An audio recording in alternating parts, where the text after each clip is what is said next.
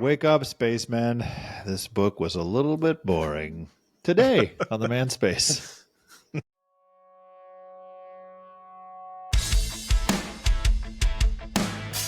Welcome to the Manspace podcast. We're your hosts, Doctors Matt Brown and Rob Porter, and clinical therapist Mike Porter.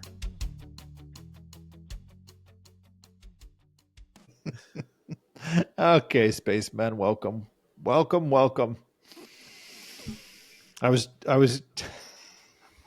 going through the insights again, and I was like, oh yeah. At first, I don't want to get ahead because I know we like to ramble about. So I'll wait. That's all. Welcome back from Thanksgiving, everybody. Almost Christmas. Yeah. I don't know. By the time they hear it, it will be. Dude, this is like, I really want to move somewhere less populated. Like when I was driving home from Oklahoma City, as soon as you get, I don't know how much you guys have driven this, Mike. You've driven it a couple times at least, but as soon as you get to where 35 East and West, you know, one goes through Fort Worth, one goes through Dallas, they merge together, I don't know, 50 miles south of, maybe only 25 miles south of Fort Worth. And as soon as you do, it's just like massive traffic. And then it's like stop and go traffic for like half an hour, and it feels like and you look around, you're in the middle of nowhere. Yeah. Like 3 lanes in each direction, the middle of nowhere, and you're like stopped, and there's no accident.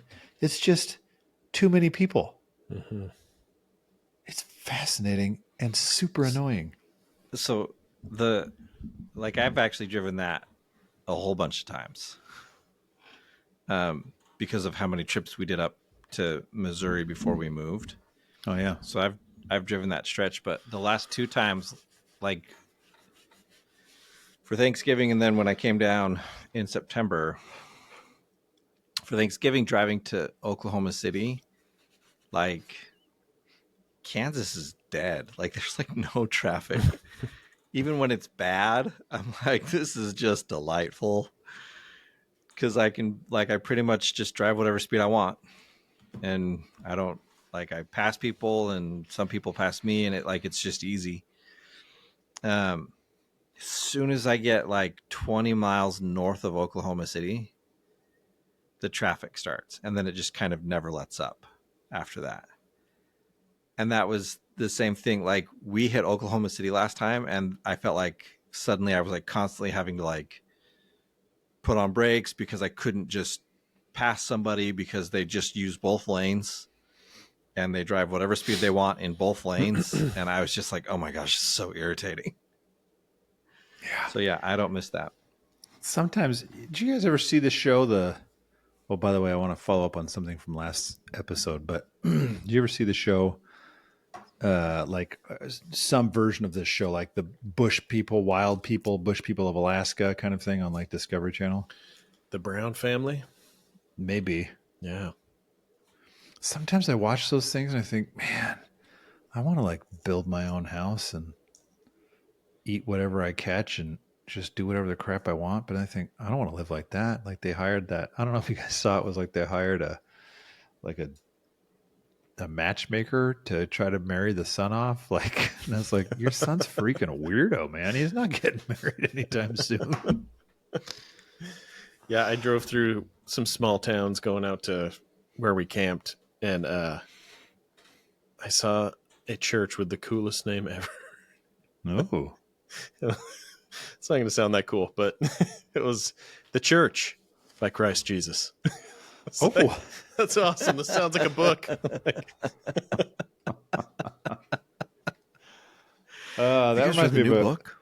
There's a church in the Philippines. It was Iglesia ng Diyos Kabanal Banalan kay Cristo Jesus, which was like the Church of God, Holy of Holies through Christ Jesus. I was like, wow, you guys just kind of packed it all in there, didn't you? Like, we're covering all the bases. Here's my follow up. So last time we talked about blind spots. I don't know if you guys remember that, 'cause it was a couple weeks ago. And thinking about how it's like, well, the way I see things is the way it always is. I was actually working with somebody who's from a different country, and I was like, talking with the spouse who was from the U.S. and talking about a lot of men feel like this, and they feel this pressure to provide even when the income is equal on both sides. The men feel this kind of social expectation, blah blah blah. And he's like, well, actually, not in my culture. He's like, mostly in Europe, it's kind of like it's equal. So I don't feel that at all. It's like, I don't know what to do with that.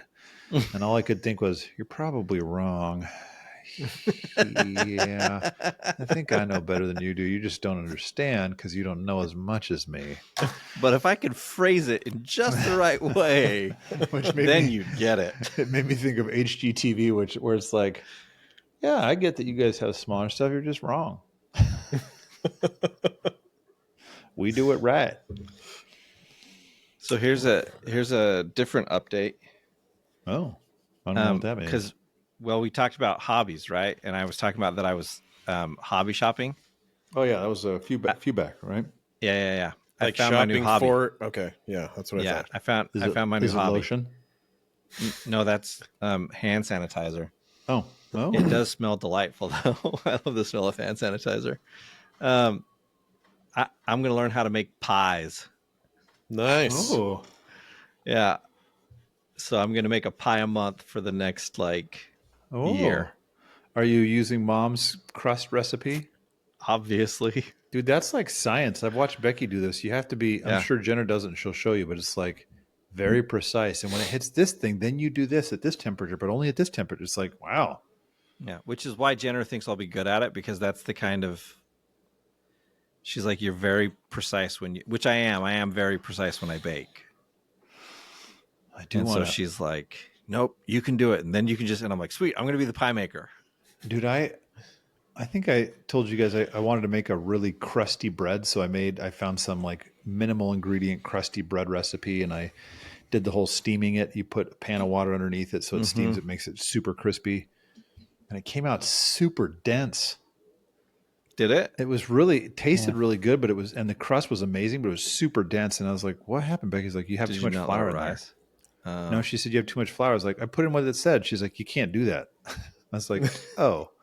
She said, because she's like, that recipe was written in New York. Yeah. And she's like, you have to kind of watch to see like, oh, this is the texture I want my dough to be. I was like, what the? Yeah, which is one of the reasons why I've always avoided trying. Like Jenner's like, I think you would really enjoy cooking. I'm like, I don't.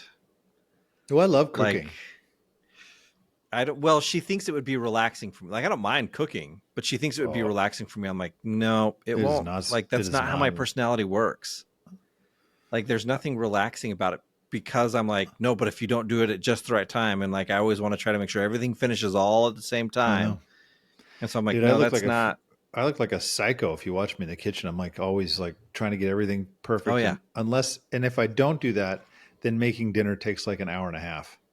I'm like chopping some vegetables, put them to the side, then I'll chop something else, put it to the side, get all my ingredients out, stare at them for a while and contemplate life, think about the chicken, speak to it a little bit, rub it down.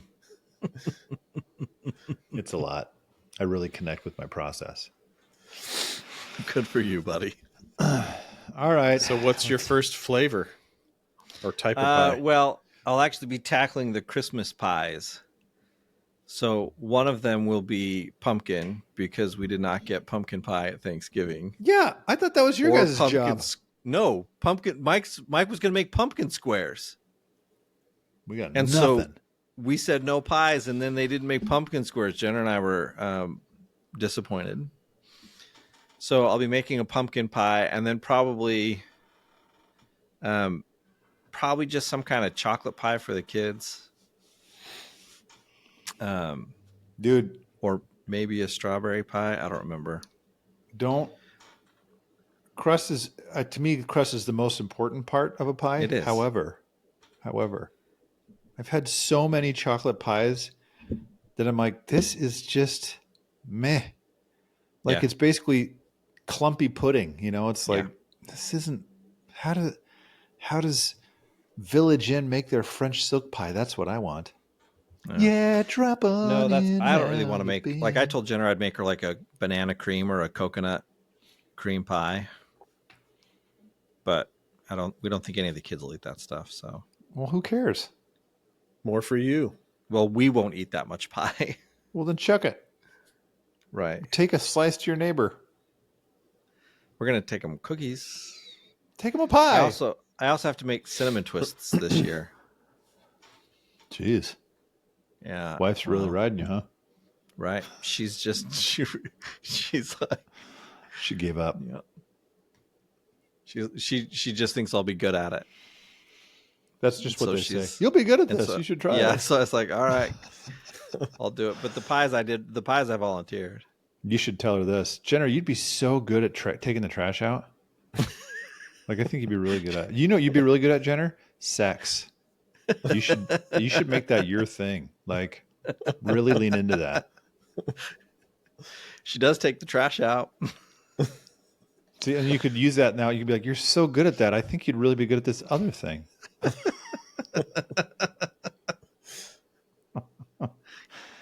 Oh, the world is possibilities now. All right. Is it time? Like, Well, wait a overall, minute. just avoiding getting into this book. Are we doing conscious? What is it called? Conscious.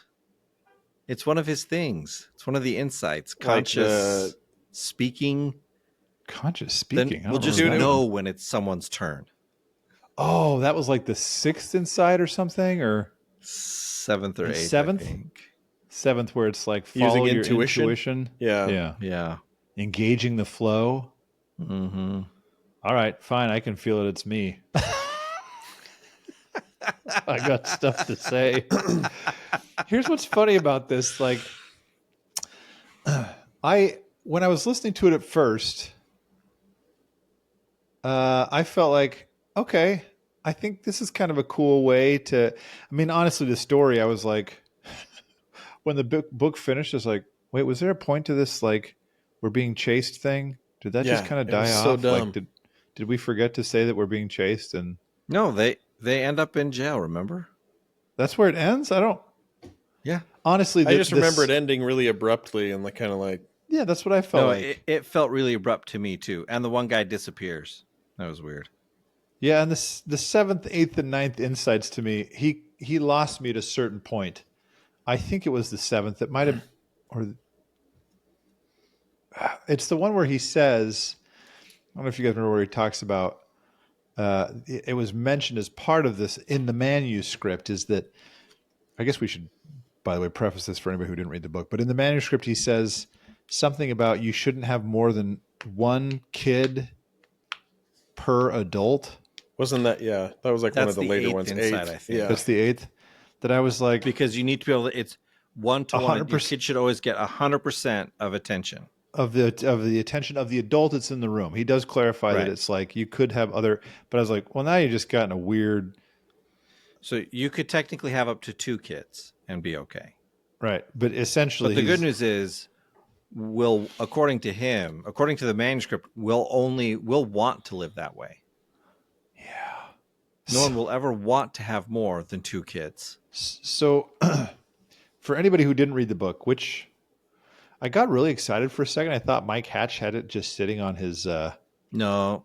and I was like, oh wait, this is Mike's. Yeah. I guess the idea behind this book, the Celestine Prophecy, or as the author pronounces it, the Celestine Prophecy. The idea behind it, I guess, really seems to be that he had this kind of, it sounds like kind of a therapeutic approach, a philosophical approach to life, and then tried to write it into a fiction, action-packed book. Does that sound about right?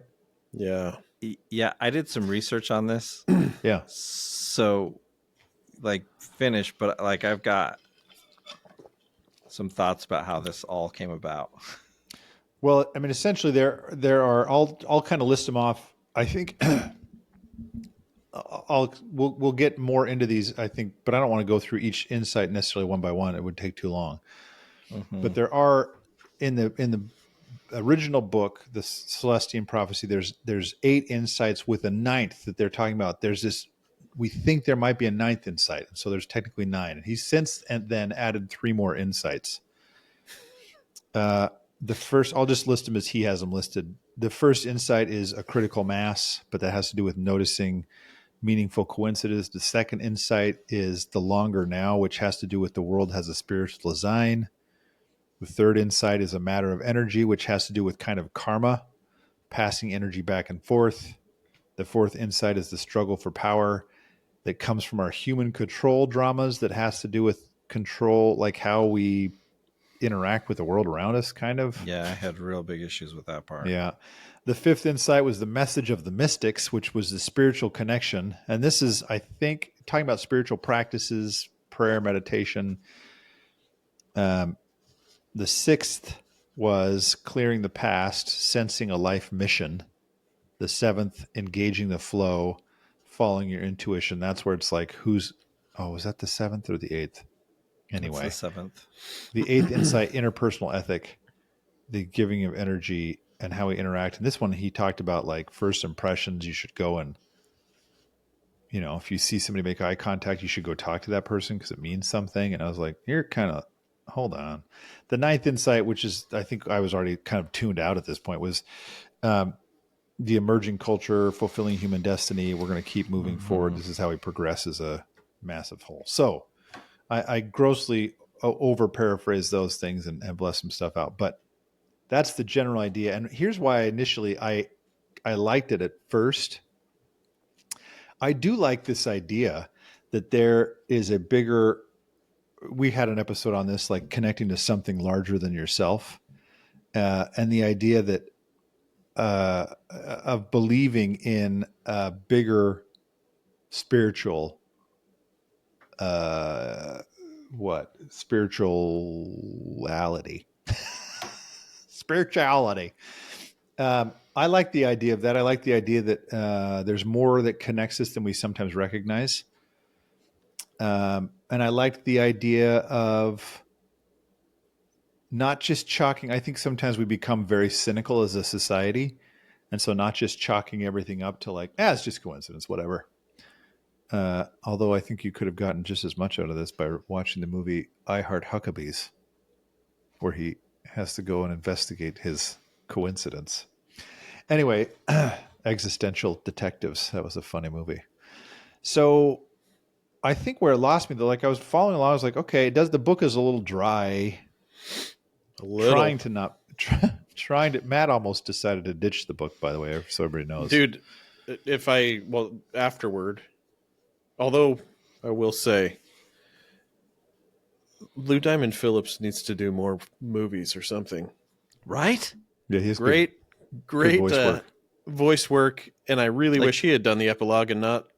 Yeah. The author. I wanted Not to the keep author. listening to it just for Lou Diamond Yeah. Phillips. But honestly, if I don't know if it would be different if anybody hasn't read it and you, after listening to this, you have any desire to read it. Start with the epilogue and then go read the book. Like, I think that everything will probably make a little bit more sense, and maybe there's some like deeper hidden treasures in the story that are hard to grasp if you don't know beforehand everything that's at the end. But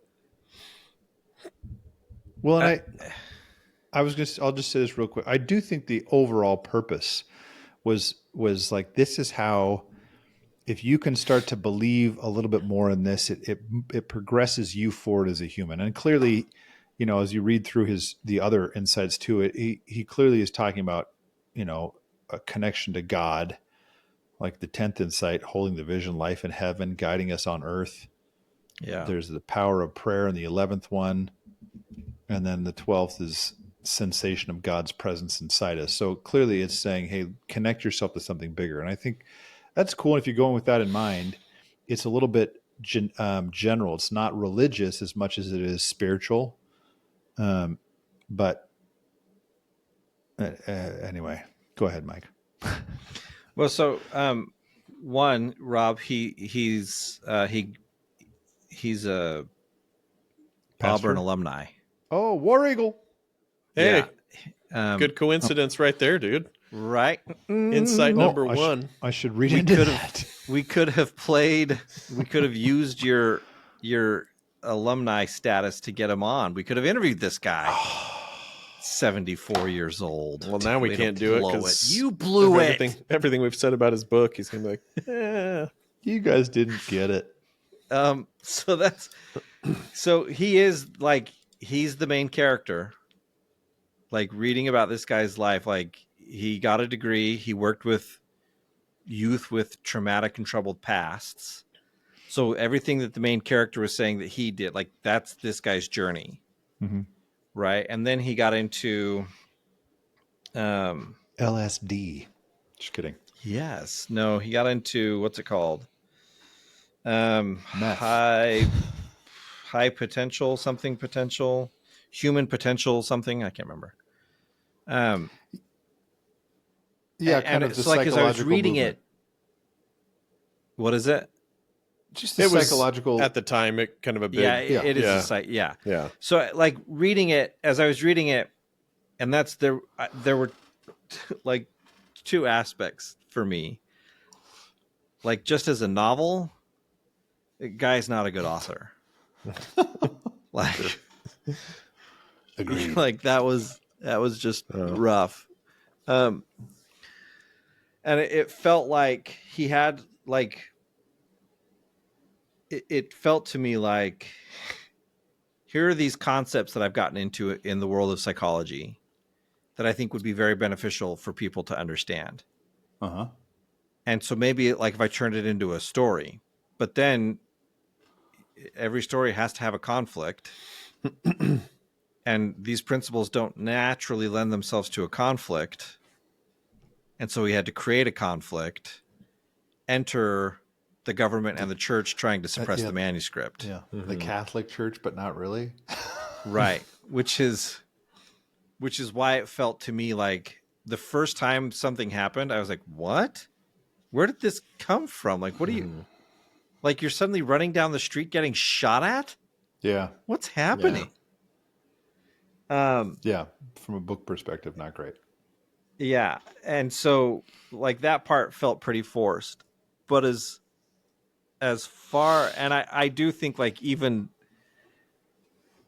like, yeah, it really was, let me explain these concepts, but apparently I'm going to do it through a character explaining to the main character what the concept is. Like, it was super hilarious to me that he's trying to get the third insight from that guy, Will, and Will, like, won't give it to him, and it's better if you discover it on your own.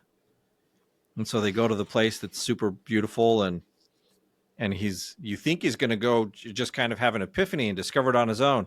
No, he runs into Sarah, and she explains the whole thing to him. Yeah. Instead, I'm she like, gets Will it from couldn't have done Sarah. that. Like, what the crap? So I was, anyway, from a literary standpoint, it was an aggravating book. You want to hear a weird coincidence Yeah, I mean, it's probably not a coincidence. with AI? Oh. It was really weird, man. So I'm driving. I was listening to it, and it's like when they're just teasing that freaking ninth insight forever. Mm-hmm. Mhm. Yeah. And I was at a stoplight, and I'm like, okay. Pulled up ChatGPT, and I'm like, dude, what are the 9 insights of this book? And it started cranking them out, and it stopped in the middle of the description of the 8th insight, exactly like where I was in the book. Like, Shut up. and it would not compute after that. I was like, somebody really is withholding this 9th insight. And then I got shot at. See? And then I was running from the Catholic Church. The Pope was behind me shooting at me. But as far as, like, the concepts go of the insights, like, some of them I thought, like the whole coincidence thing, right, which is that first critical mass. In the afterword, he refers to it as synchronicity. Yeah. Right, the thing that seems like chance, but it ends up having a big impact on your life. Like, I could think of, like, as he was kind of running through it and talking about it in the afterword, I thought, oh, Yeah, I can see times like that. Like after I'd come home from my mission was in back at school. I'd been there, I don't know, 4 or 5 weeks. Like hadn't really dated since I'd come home. And my friend and I were just talking, and I just really wanted to like. I was like, dude, like we got to go on some dates. And he's like, okay, sure, man. Like let's go on some dates. Like, okay, this weekend. He's like, yeah, let's do that. And as we're having this conversation, Jenner walks by in the library, right? And so I just was like, oh, I'll ask Jenner because she's right here. And so I asked Jenner, and 5 weeks later, we're engaged. And, you know, under 6 months after coming home, or just over 6 months after coming home, we're married. So I think, yeah, sure, I can see it, right? Sure. Like this thing lined up, but like some of it I thought, I don't know. Am I going to look for it in everyday life? Like, do I even think that's a good idea to just kind of, I don't know. I don't know. Well, some of it reminded me a little bit, like I said, maybe it's because I'm already a faithful person, and Right. I believe in spirituality, and I do believe that God can actually guide, you know, what we do if we let Him do it. Some of it sometimes sounded like, the book The Secret. No. It was basically like there's this period of time where it was like The Secret's making everybody millionaires and it's changing everyone's lives and they're getting everything they want. It's like you read The Secret, it's basically like put out what you want into the And it'll universe come and to it will you. come back to you. It's just karma, like in its Yeah. own form of, and it was like, okay. I mean, it was different than karma because it's like, you broadcast into the universe, I want to be a millionaire. And then the universe will respond back. And so at times it felt a little bit like that, like, okay. And some of it felt like, sure, if I make eye contact with somebody and think, oh, that's a sign I should go introduce myself, I think, well, sure, something's going to happen. I just made it happen. Right. Right. But what was hard for But me is also, if I stare at somebody, they're going to turn and look. They can right, feel me looking at them. right. So is But it chance that they turned and looked? right. Or did I stare at them like a creep? And maybe in the end, it doesn't matter. Sure. But I think what happened to me is the same thing happened to lots of self-help books. Is it's like, if it's going to take this long to get to these principles, when really it could have been, as Matt's saying, like read the epilogue, then it's like you're losing me. And it really was by like the sixth insight that I was like, okay, they're starting to overlap. I was really confused by the struggle for power. I thought it was kind of cool the way he described, that there was this spiritual awakening, and we've moved from of necessity. We've gone from this kind of structure where priests and pastors had all the insight from God, prophets had the insight from God, but we've moved away of necessity into a more science-based way of thinking. But that's kind of dying, and we're moving back towards, okay, now we're progressing into maybe as a culture, not just the priests and prophets have, but we can have it. I was like, oh, that's kind of a cool idea, the way to watch the way humanity has progressed over time. And maybe we are coming back to a different, I'll say coming back to, but like incorporating the science with the spiritual, or, I thought that's kind of cool. But then as it kept going, the story was getting convoluted. I could not stand in the audiobook when it's like, and now so that you feel nervous, we'll play fast-paced music in the background for you. I It's kept like, thinking stop. on like my walks or something that someone was honking at me or I something. know. Like, whoa. That's what it was like. So It's funny. I actually remember thinking at one point the music started, oh, am I supposed to be nervous now? Yeah. Like Yeah. I literally thought that because I thought this is not a nervous point in the story. Like I don't understand what's happening. Okay, sorry, go ahead. Well, I don't know that I have more that I have to say on that. I was just like, I guess I wonder as I could critique this book all in the end. I didn't hate the book. I always thought, oh, there's some interesting stuff in it. It's the same reason why many people are like, well, what self-help books do you like, Rob? I'm like, I like 4 tops. And even those took a little while to get to their point and overdrove the point. And I know if I ever wrote a self-help book, I would do the same thing. So I don't really have anything against it. I think there's some cool ideas in it that you can pull out and say, hey, how would this change my thinking or the way I approach people or interaction if I kind of incorporated these principles? Like if I really did believe in the idea of like the coincidences, would I be more open to new experiences because I'm opening myself up? And maybe that's the overarching thing of this, is that really if you open yourself up, you're going to have different kinds of experiences. But I guess what I wonder is, in theory, if any, like how would you take this book and all these principles and say, well, look, you might not like the book, but maybe you would, but here's what you should take from this thing. Like listening to this episode, if you're not going to listen to it, here's what you should consider. I Matt, you're think, saying read the insights first or the epilogue first, but go ahead. yeah, no, I think that really, I guess reading that part first or afterward, to me, it felt like a like a really good description of differentiation of self with spiritual infusion. Yeah. So Yep. like Yeah. the Describe that, boil that down, though, differentiation of self a little more. yeah, like the drama dances and all that stuff, like that part I think that it kind of falls short of describing other positions that people take. There's only like 4 of them there that Yeah. match, there are a lot of things that you could see in those 4, but I think there's other stances that people take, but the idea that we go to the wrong sources for our energy, like we're looking to like siphon it off of other people. And relationally, we see that all the time when we're working with couples and experience it ourselves in our relationships. And so I really liked it gave more meat and more, I guess, just more a more consistent source of self energy, as he's talking about the third insight. I read a book a while back called Awe, like AWE. And a lot of the research in that book supports what he's talking about there, where it's like, if you allow yourself to be, open to the beauty around you and the mystery around you and the wonder around you, that's like a really consistent source of peace and energy. Like this book talks about like all these studies about how it reduces inflammation and like how basically that's the best emotion you can expose yourself to, for a number of reasons.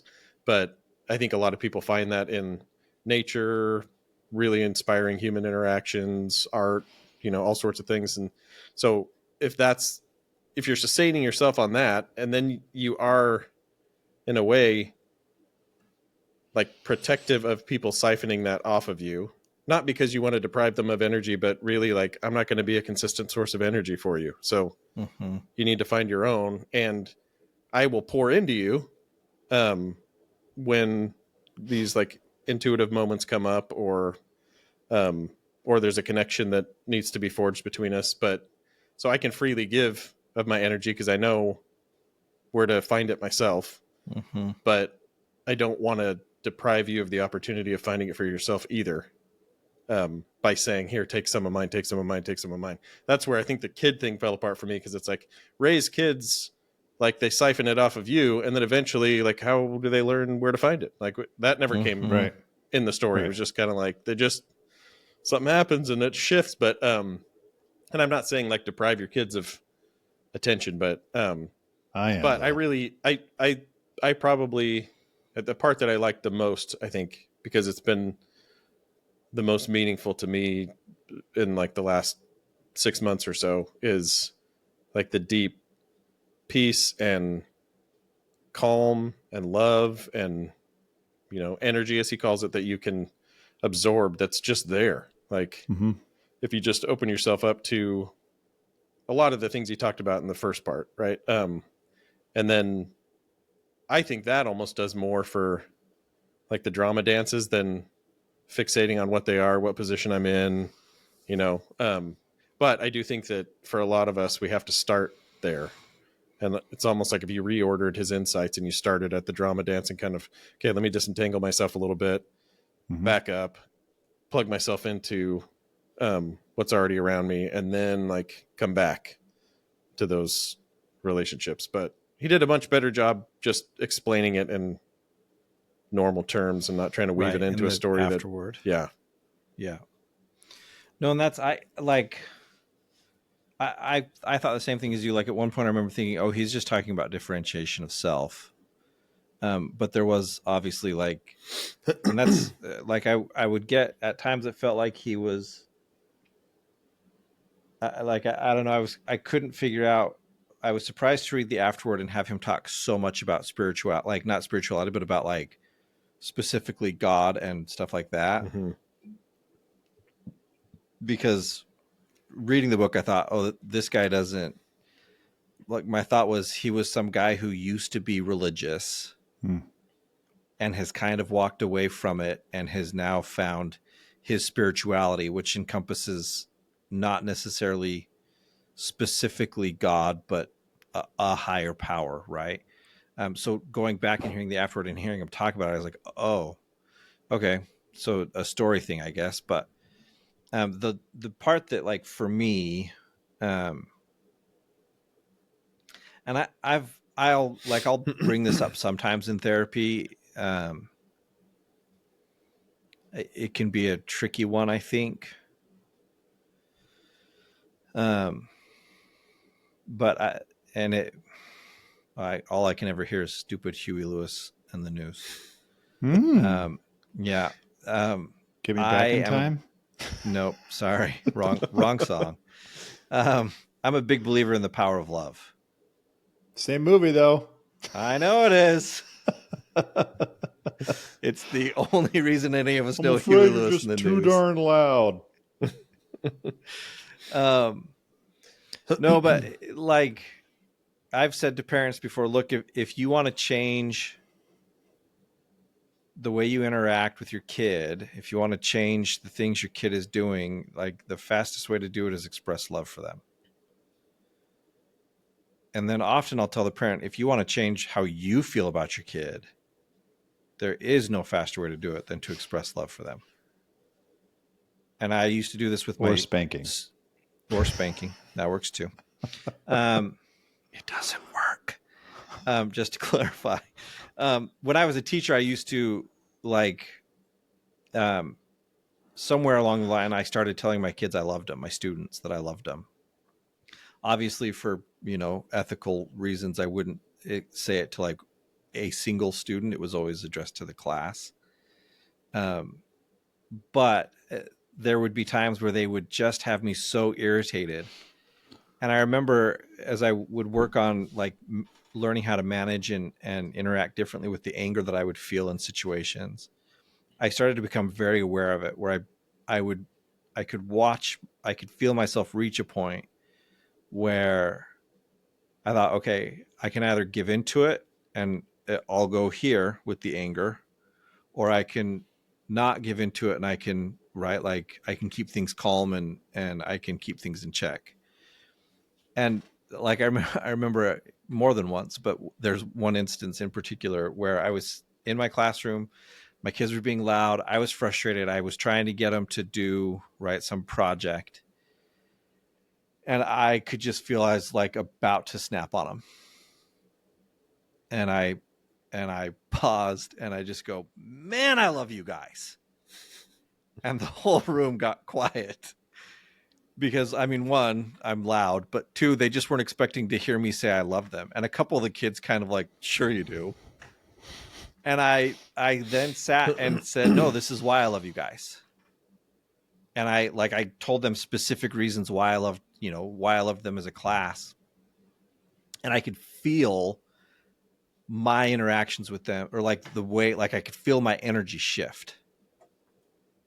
And that's like you see that in this book where, like when he's starting to get confused, when he's starting to get cloudy of judgment in mind, he would pause and refocus on love. And that was the thing that would bring him clarity. And so it's like, I always feel a little bit cheesy talking about it because Huey Lewis and the Power of Love, it's a curious thing. Right. So it's one of those, but in the end, I am such a believer in it. Like, look, if you want to change the way you feel about somebody, if you want to change the way you interact with somebody, confess or profess love for them. Like express that to yourself, express it to them. It is very difficult to stay in a negative space when you're focusing on that. And that, like, to me, I think that was, probably, like I said, a lot of things in here, I think he took it a little bit overboard with some of it. But in general, like, that's a principle that I think, no, I buy into that principle. Mm-hmm. That, like, if you want to shift things for yourself, focus on love. And I do think there's a lot to be said for, like, all of his insights, I think. And in the afterword, he talks about, like, start looking. And I think, sure, you look for it, you're going to find it. Like, I think that's true of just about anything. Mm-hmm. And so if you want to feel love for somebody, start looking for it. You'll find it. Yeah, that's, I think, I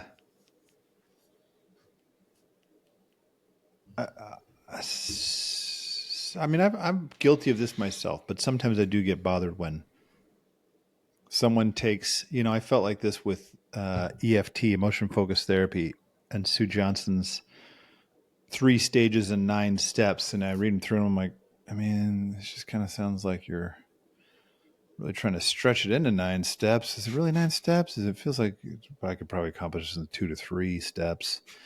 And sometimes like he's like, and now there's 12. We found another one. It's like, but I do that myself. And sometimes I feel like this could be boiled down a little bit smaller. Mm-hmm. And that's, like Mike, when you say the power of love, or, I think, yeah, in my mind, it really is more, I think what I liked about it is that it was a shift away from what I feel like is inundating us now in, I'd say, the mental health field, but it's kind of everywhere because of social media and how therapists want to get more followers. So they put stuff on their stuff. That was a good sentence there. That's why I'm on social media. Put the stuff on the stuff. And thinking about the inundation that we have of cynicism, like everybody around you has some sort of problem. And that's why if things are going where they're going. Or whatever it is, it's probably not you. It's, but it's something negative about these people. And here's how you can deal with these negative things that are all around you. Instead of looking and saying, I mean, that person is in this context, so that probably makes sense why they're doing this, or this. And I liked the idea ultimately of, I've been doing more of this. The idea that there is something sometimes out there that we can't really explain, in terms of, we can. I mean, if we looked at humor, I've been thinking about humor and how much I want to use it more in therapy because it seems to, since our episode on it, it seems to for sure open my brain to new possibilities. And I've been noticing that it pulls, like I've been using it a little bit more, like almost like I'm putting on a show in every session, because the way clients respond to it and the way it kind of jerks them out of wherever they're narrowing down into feels like that's a power that I can observe. I can't observe right now without, other science. I can't observe what it's doing to your brain, but I can observe the way your behavior shifts and the way that you guys will each respond to each other. And I think the unspoken power between two people that goes back and forth when they engage in laughing at something with each other. It's a similar idea to like loving somebody in my mind is like, it puts us on the same page. We mentioned this in the humor episode at one of the first and most basic communication forms that we have as humans, which is laughing and smiling with each other. And I think what I liked about the book is the idea of, hey, be open to something that you can't necessarily hold like that. Like you can't when people are like, what are the 6 steps I have to do this? It's like, well, be open to the idea that there's something beyond this, like that maybe meditating will do more for you than you consider because you're learning how to be quiet. I had a client just the other day who said he meditated and afterwards said to his wife, I almost feel euphoric after meditating for like 3 minutes. And I thought, isn't that fascinating? I've told you guys before, I had one where I was just listening. It was a sound meditation. And for some reason, I was like, why am I about to cry? Like it felt like some sort of weird love for myself. Like, you deserve this, Rob. But I like that idea. I think it's very empowering to feel like, hey, there is something like even, he talks about energy and the passing back and forth. And I think there's something really cool in that. The idea that like, I'm open to the possibility of meaning in something or an energy in something. Like, I think if we could interact more in the idea with each other as men, for example, that like there is no pissing match here for who's the alpha male. You're somebody else who has a different story that we can each just kind of be in each other's presence and be around each other.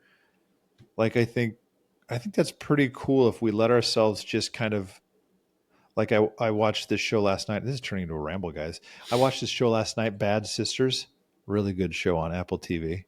Make sure you guys watch it. Phenomenal. Anyway, I'm watching in this episode, and for one of them, their birthdays, the other one got a karaoke machine, and they're all sitting around together, singing and holding hands and singing this karaoke song to remember their one sister. And I said to my wife, I was like, dude, I don't think me and my brothers would ever do something like that. I was like, would you do that with your sisters? Would you feel weird? She's like, no, not with my sisters. I thought, isn't that cool? There's something in the bond and connection between them that's like, hey, this is okay to do this. And we will feel more connected as a result. But with men, it's like, I mean, isn't that kind of gay to do that together?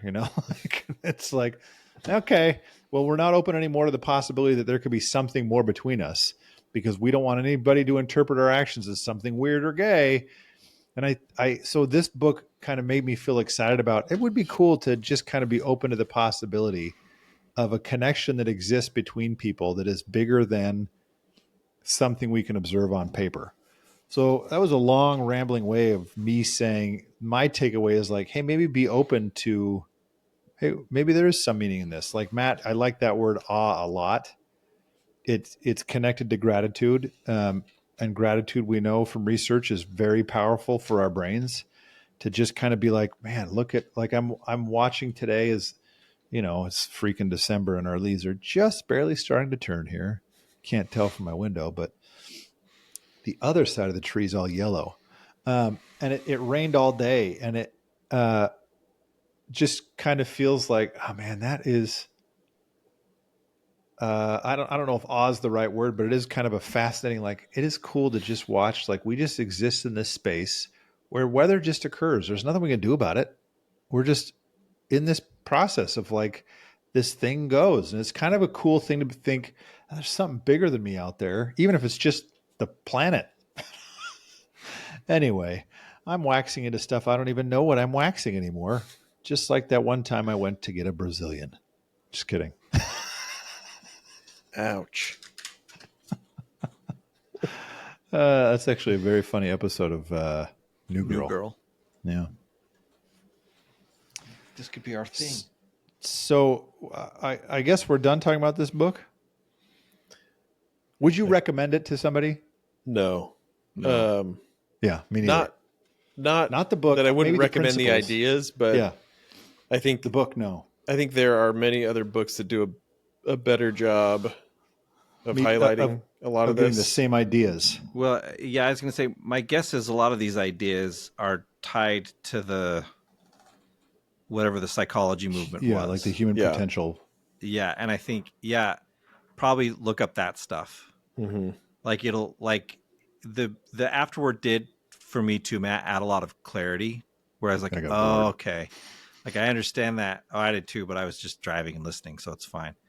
But I was like, oh, I understand these things differently now, right? Yeah. Like, um, We and should so have. I think, yeah, Yeah. No. I. When was this written?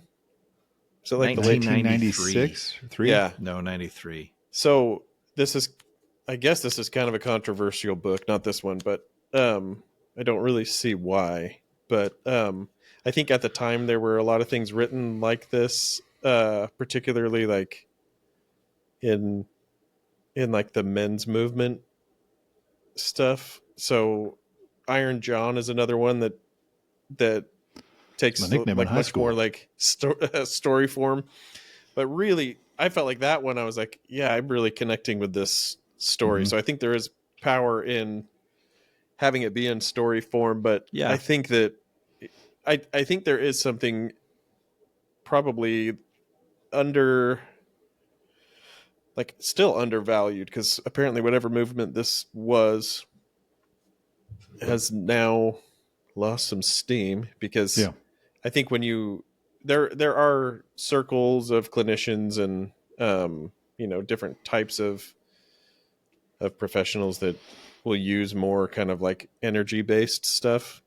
Mm-hmm. Um, and I think that we do miss out, generally speaking, on looking at stuff that way, because I mean, really, when you think about it, it's like that's a pretty arrogant way to exist. Just to think like that we can measure everything, and Yeah. we know We've what everything is, and we figured Yeah. it all out, and also pretty boring. I read a quote last night. The guy's name like made the quote so much cooler. I'll tell you that in a second. But it was basically like something like, now when I ask a question, everybody is so quick to like whip their phones out to answer it. And I'm like, no, wait. Like, I just want to wonder about this for a while, and like, not. But the guy's name I've is heard that. Tom Waits. Oh. But I think that principle of just being kind of lost in something, and having something be a bit mysterious. We talked about it a ways back in like maybe leaving something in your relationship that way. But I have this playlist that I haven't used with clients yet, but I want to test it out, because like, and we've talked about these videos before, but just like the silent hiking videos in like beautiful places around the world. Mm-hmm. Mm-hmm. Like for a while, my family's probably like a little bit annoyed that I wasn't watching something more entertaining, but like I just sit there and just like, because we don't have that kind of nature around here, right? So Right. Mm-hmm. like just being able to like watch a video like that and just get lost in that particular place or scene, or mountain or forest or whatever, um like we need that way more than I think we do, right? And just like going on a walk without having something in your ears. And like there's a Japanese word for like walking in nature. It's like nature bathing, or taking a nature bath. You just kind of walk and let it kind of like wash over you. And yeah, it's like, how many other sources of energy are we pumping into ourselves all the time that are just like man-made, manufactured, and like unsustainable, right? Like really on like a larger scale. But like for us, it's just we constantly need more of it, because it doesn't really provide what we're after anyway. And I just think I think there's so much value in just tapping into that in some way. Maybe not, like we said, maybe not as a first course of action, because you do have to kind of identify where you're stuck and almost make a decision to step away from the things that are keeping you stuck. But yeah, when you can just like, I've lost it over the last probably 3-4 weeks. Like I'm back into just scrolling, reading news again, like, and you can like literally feel the weight of anxiety and depression just kind of like piling back on. And it's cool though now, because I know, like, I think I wouldn't say like this is like a massive difference. It's just probably an accumulation of experiential knowledge over time. But like I absolutely now can say, like, I believe 100% that like nothing good comes from that. I'll still do it, right? Like I'll still get like pulled into it. But I think like I absolutely know now the only way to get to where I want to go is to like let that all fall away and go back to some of these things we're talking about that there's so many ways to fill yourself up with things that are life sustaining and peace inducing and all of that. But it's weird to feel it kind of slipping away, but also not be at a crisis level with it. It's kind of like, well, this kind of sucks. I should probably re-engage with stuff that makes me feel better. But, and I probably will, but it's just, it's palpable at times, I think. Yeah, I could go on forever about that too, of realizing how much time at night when my wife is working on schoolwork that I just sit and watch a TV show, and how I feel like a piece of turd afterwards. I'm feeling like I'm not progressing myself forward in any way. And I'm not engaging with anything, not even nature, but just like engaging in something that is more, that's not man-made. That's not, anyway. So in the end, I guess this book was don't read. It's a Manspace don't.